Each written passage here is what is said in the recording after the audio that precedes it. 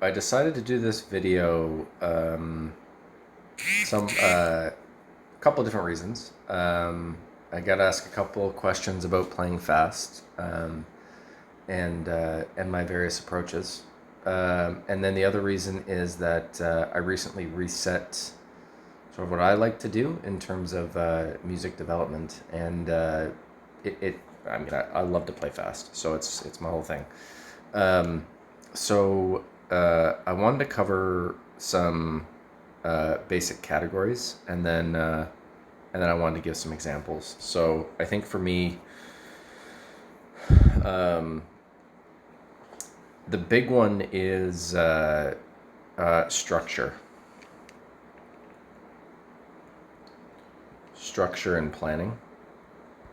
Um, and I use this approach from my professional life. It's called Plan, Do, Check, Act, where you sort of create a plan, you execute the plan, you might review what you did, and then you reflect or act upon it. So, in terms of my overall sort of development, I'm sort of at the I've started now taking songs through 12 keys. I'm starting to understand much better vertical and horizontal harmony.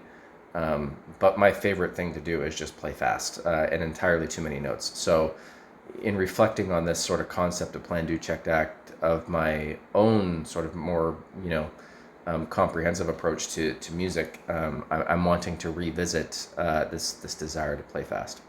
Um, so when it comes to playing fast, you deploy like a micro version of this, and I think generally you want to.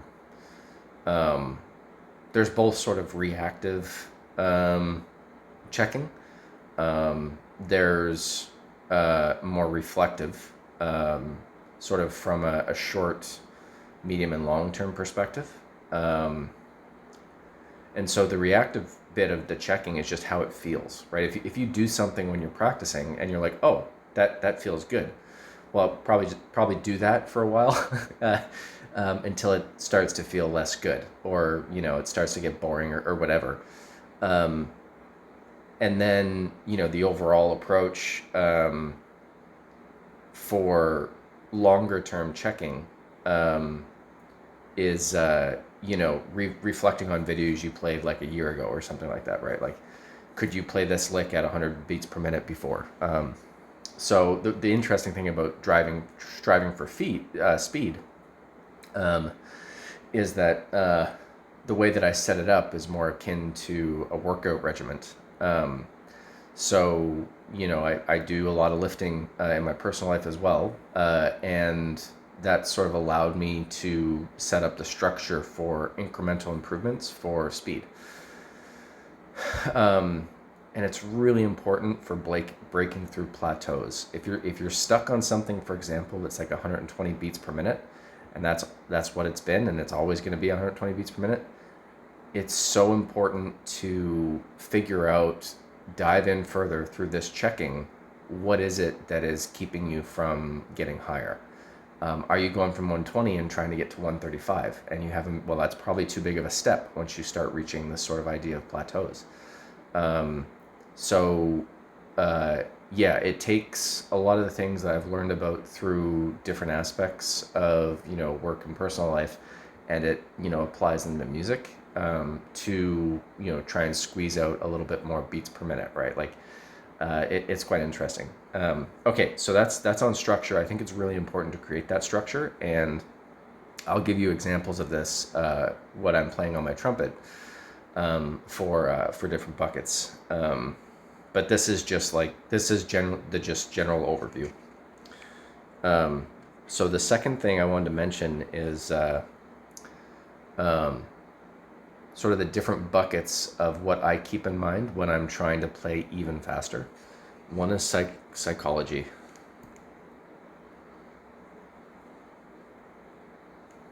I was spelled psych.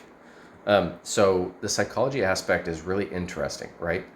And this is why I get really annoyed when people say like, "Oh, it's too many notes," or um, "Oh, you blah blah," you gotta have more space or something like this. And like, that's fine if the goal of whatever is being done is understood, right? Like, that's why I've started to be even more clear in my posts on Learn Jazz Standards about what is an exercise that I'm proud of versus like what am I striving to be a piece of music, and what is the goal of that session.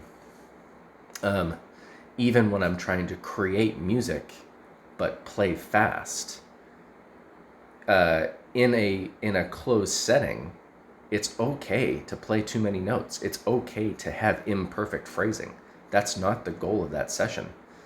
If you need to improve your playing fast, you have got to focus on that, and that means stripping away some of what traditionally we think are musical elements of what we're trying to achieve.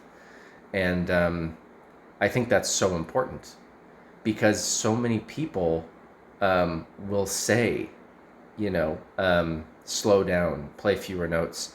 And the more we hear that uh, in the community, the more we hear that ourselves, we start to create these blocks, limitations in thought. So this is where I drive really on multiple concepts from mental aspects of golf, mental aspects of poker, mental aspects of sports. So what's interesting is like really high performing professionals in those three categories. There's very well documented analysis on the concept of psychology. In music, it's more, we think about it more of a flow state, right? Um, but when it comes to the psychology in those three other sports, it's or three other areas, it's really important to not let these sort of preconceptions of what is good to influence oneself, especially when it comes to speed. We're playing notes at absolute fractions of a second, right? Fractions of a second. If you have this weird thought that comes in about, oh, I shouldn't have played that note there, boom, like you're toast. It is so hard then psychologically to prepare yourself for playing even faster. Now, this is where it gets a little bit funny because when we're talking about planning, it's important to give folks different areas for which to explore, different canvases, I'll call them. One is sort of free playing without metronome, one is with a metronome, one is with one chord vamps, one is with multiple, slightly condensed cadences. Um, and so I think that generally people can be a bit freer when we're not playing with a metronome and when we're playing with a metronome as compared to when playing over changes. We have this psychological connection to playing over changes that says, I should try to make this musical. And as soon as that happens, boom, it gets so difficult to play faster. So that's why I'm fairly outspoken when I get I get some sort of feedback related to playing fusion notes on a piece. Is it possible that I should have? Yeah, that's entirely possible. That's not the point. The point is that I know for myself in 2 years, 3 years, 4 years, I will develop how to play faster more musically. The point of me making those sort of more contentious commentary against folks who might say otherwise isn't that. The point for me making those comments is so that I can maintain what I understand to be the most important thing about technical development of speed. And that's like reducing, inhibitions. That's reducing these sort of mental barriers. And that's why the psychology aspect is so important. So that's why I say these different canvases is you have to kind of trick your head to say, okay, I know that the setting now when I'm playing over, a 2-5-1 generally tells me I should be playing musical. My my my advice here is then to say, flip that on its head and just try to um, play as fast as you can, right? And that starts to tackle this idea about psychological barriers. Um, Okay, so that's the first step on that psychological. I think it's so important about this idea of psychological, and it's so important to think about it, in my opinion, correctly, um, because if you don't have any intent behind like the future of playing fast, well then maybe some folks are kind of correct in saying play fewer notes. Okay, the next part is technical development. Now, when I talk about creativity, when I talk about overcoming barriers, so I've been an engineer for 11 years, and I dive into problems very specifically, very technically, and I explore all things that need to come together to achieve a certain outcome. And when I show you the example on trumpet in my second video, you'll see what I'm talking about. The point is that you have to find out where you're comfortable. And this is related to overcoming plateaus, right? So specifically plateaus. Find out where you're comfortable, take it to the next level, figure out where it broke down, focus on that area, research how people have overcome that in the past, and then revisit it. So a good example for myself is navigating, partials on the upper register of the trumpet. And commonly, like, one of the common things that occurs when you're playing fast is either jumping by a second interval, whether it's a minor second or a major, a minor or a second. So anyway, a second interval or a third. And the challenge with thirds is once you start jumping thirds, once you start jumping thirds, you're into not, playing notes on, or playing different fingerings on the trumpet. You're left, like, for example, going from a C to an E is both open fingering. And so now you're in this idea of, navigating partials and trying to navigate them quick. So one might think that tonguing is the best way to do that. And I've had some success of doing that. But once you get to a certain speed, you can't actually single tongue. It's physically impossible to single tongue beyond a certain speed. And then you have to deploy a different method.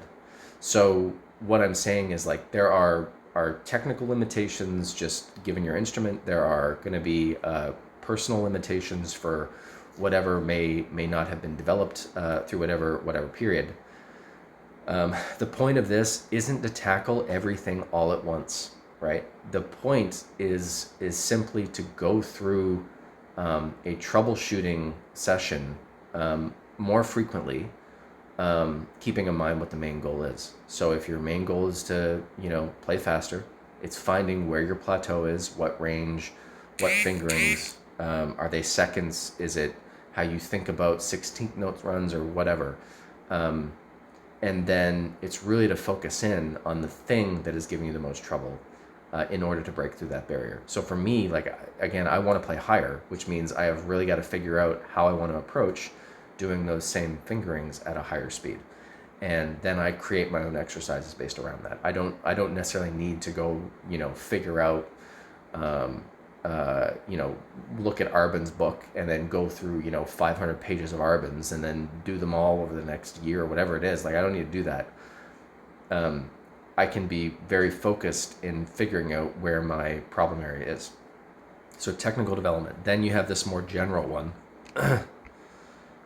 which is just to say, like, are there significant shortcomings on, things that are should generally be tackled in most warm-ups. So, like, if on trumpet, if you have trouble slurring from a G to a C, well, that is something a little bit more fundamental, foundational, and I should say slur from a G to a C at like 120 beats per minute in quarter notes with reasonable accuracy. So is that something that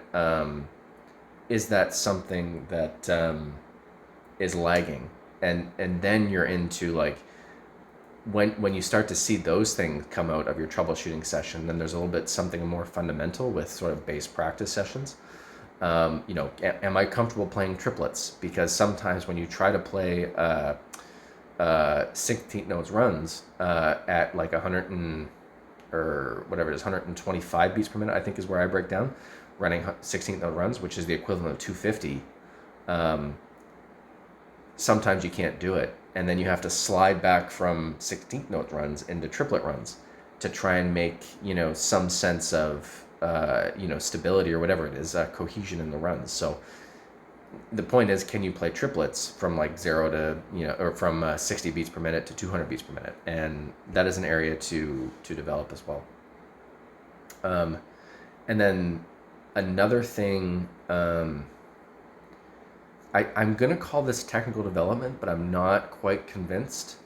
There are things that are like generally accepted rules of thumb for playing fast, right?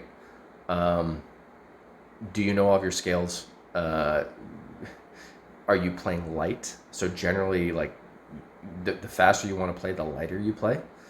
And I should mention too, as it relates to speed rules and plateau, there was a solo I was working on, Clifford Brown Jordu, a year and a half ago, and I couldn't actually play it at the tempo that I wanted to, with my hand positioning, my right hand positioning on the trumpet. So I actually had to like angle it 30 degrees so that my fingers mechanically could actually move at the speed that I wanted to, right?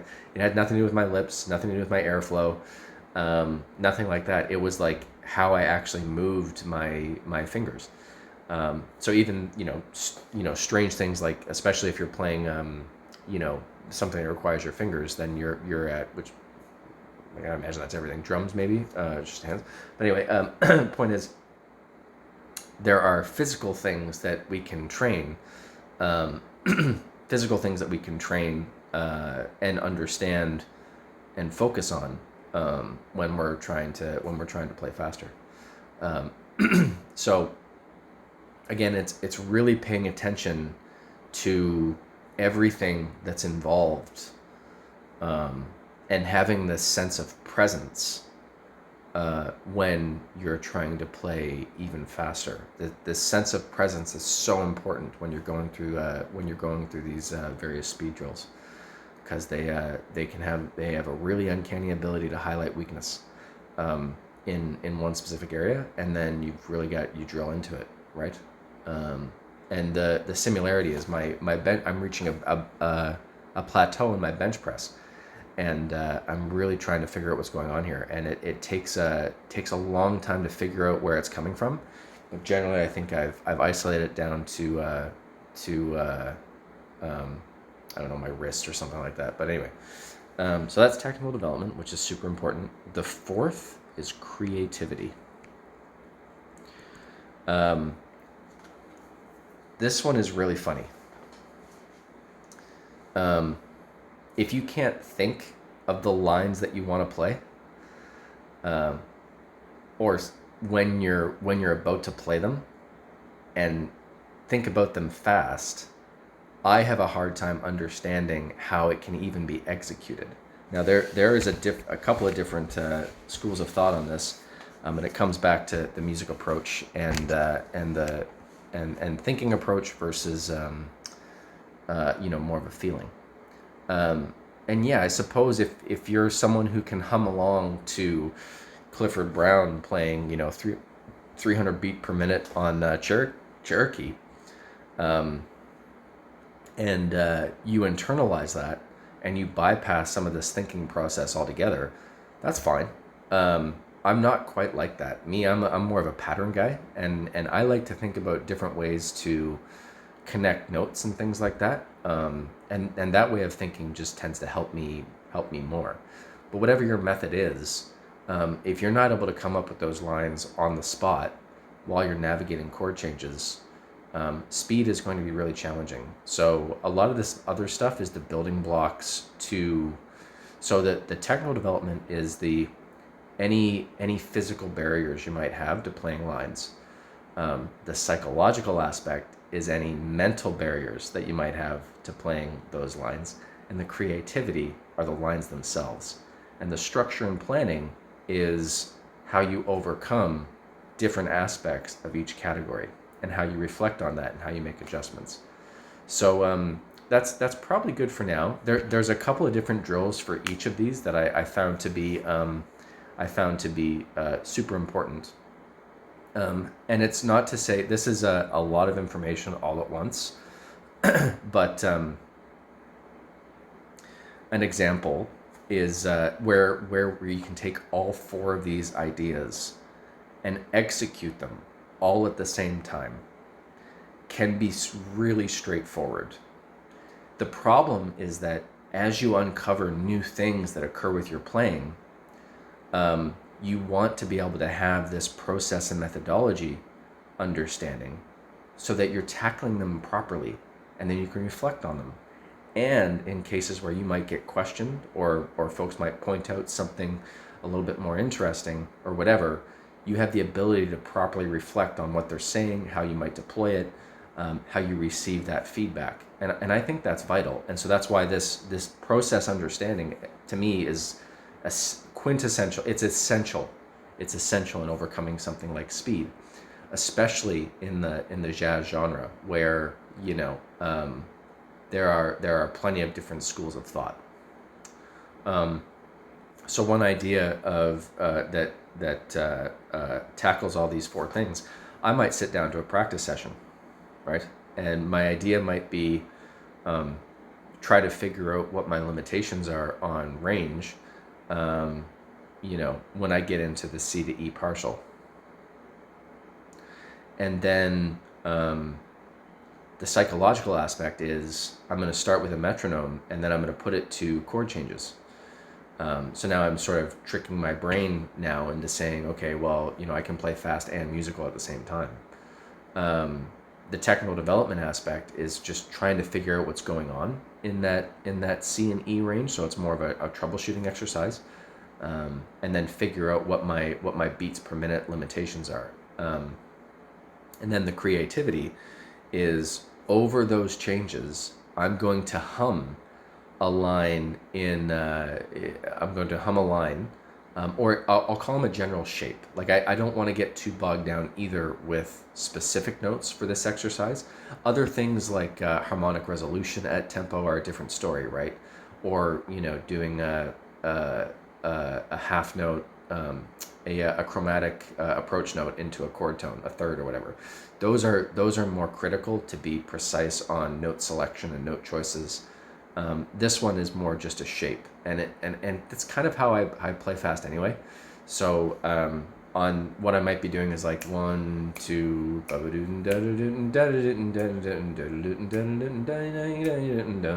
so that last end was the so now I'm gonna try to pick up my trumpet, play that line. I go from singing it, finding those notes on the trumpet. There's the creative aspect. I've got this line in context. Now I'm gonna play it, and then there's that area where I go da di da di da da da da. That is the thing that I'm going to try to explore what my maximum tempo is for that one specific passage. We have a way to get into it. We have a way to get out of it, and then we have a way to push the tempo. To see what issues I might have when I hit those notes. And then you sort of reflect on it. Was it the tonguing? Was it double tonguing that worked better? Was it doodle tonguing? Do I need to focus on slurring more? What about my tongue that's going on that I need to change the air direction of those things? All of those things are really crucial to be super detailed about so that you can have even more focused practice sessions. Yeah. And last thing, there is it's a different psychological aspect. I'm going to call it, I'm going to put a plus here and call it confidence. And so in weight training, there's this idea of incremental improvements as a way to boost confidence. And I find that confidence is so important to play fast. And it circles back into this whole idea of psychology. Because if you are uncertain or you're unsure, speed won't happen. Or at least not to the same potential as if you could sort of let go and play super fast. And there's different, like I say, in different areas of sport, there's different ways. You say people, they shoot like minus 18 or whatever on 18 holes, or these crazy rounds that people have had, and then you talk to the professionals afterwards, and you're like, that was an out of body experience. Well, this is the thing that this is one thing that is very regimented, process driven, and more technical, that has a substantial impact, or has had a substantial impact on the way that I think about confidence, letting go, and playing fast. And that's documentation, not necessarily through video, but noting your beats per minute. So, for example, you might have a lick, and you might be fine playing it in quarter notes at 180 beats per minute, and it might have 32 notes in it. And maybe you do the exercise 5 times today, and you notice that it was good, but there were, I don't know, maybe 3 or 4 notes from each run that were bad, and you couldn't even think to get it above 180 or 185. Next day, you pick it up, you do the same 5. Well, 185, now all the notes are, now there's only 2 notes that are incorrect. Well, you note that. Next day, all of a sudden, you can get through the lick, the 32 note lick, at 180 without any mistakes. Are you ready to up the tempo? Yeah. So, okay. Even though you haven't gone from 180 to 185 until 3 days later, you've documented and noticed an incremental improvement. And it's a really important reflection tool, especially when you get up to these crazy fast tempos, because the next one is what can tear it all down. So what you then do, there's this one thing that's very structured, very segmented and gradual. The other one is just play as fast as you can with as many errors. Getting used to hearing that clicker go off at 220, 240 beats per minute, whatever it is, do you need to think in double time? That can be very jarring. So I know times where I've just spent 2 hours just really trying, where I wasn't playing in time at all, except for one 4-note passage. And so I was just like going off. I was like, or